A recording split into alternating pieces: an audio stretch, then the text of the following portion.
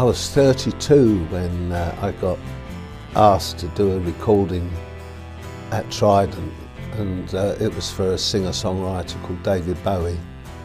I was more fascinated with the way he looked. I thought, oh, he's got a glass eye. And, but when he played and when he sang, he had this rich voice and this huge acoustic guitar.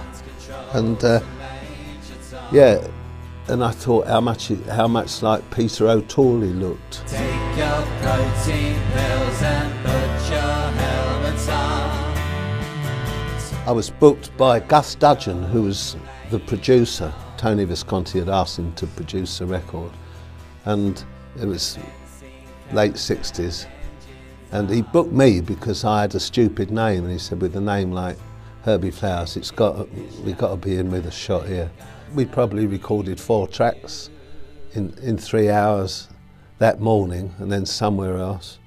When Space Oddity was recorded, there was only David, who was doing acoustic guitar and a rough vocal, Terry Cox on drums, and myself on bass guitar. Well, because I'm an old jazzer and there were no other guidelines, just what do you do when someone's going, and you play, slip about a bit too much. And then I went home and saying to my wife, God, I just met this really nice young bloke that in this song was going on about the earth being blue and all that from space. I was a bit knocked out with that.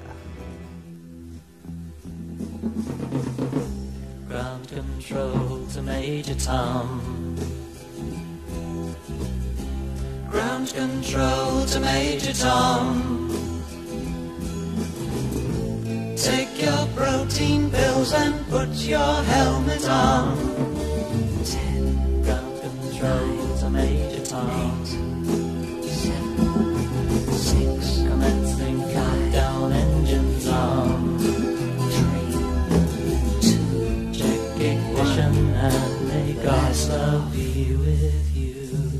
I think when people start out in their career, you don't actually have a definitive way of doing things, and I think David had done a few things at Decca, like The Laughing Gnome and this, that and the other, and a bit Anthony Newley type of singing, that somebody might have said, oh, you ain't going to go far with this.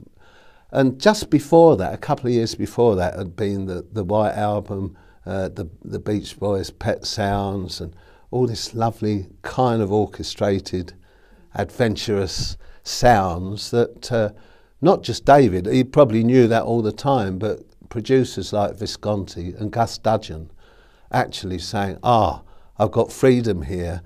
This song, Space Oddity, it's about a guy, an astronaut, suddenly wanting to pull the plug on everything and going off. And David walking in the studio with a little thing that looked like a packet of cigarettes. And it's a stylophone. It's this little machine that he bought, I think, in the newsagents on the corner for 7 and 6pence. They had 2 octaves of a piano key and a little pen.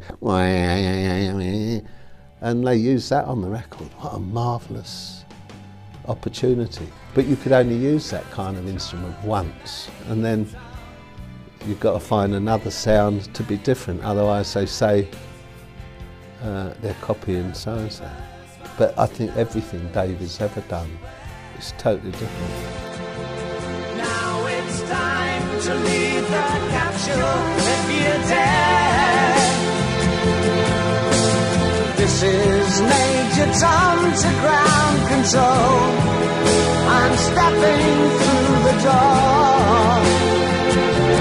And I'm floating in the most peculiar way. Didn't know what time it was and the lights were low. I leaned back on my radio.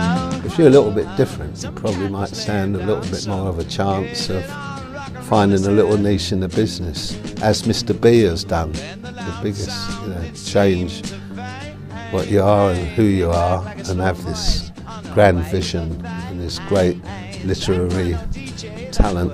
The man's a genius. There's a star.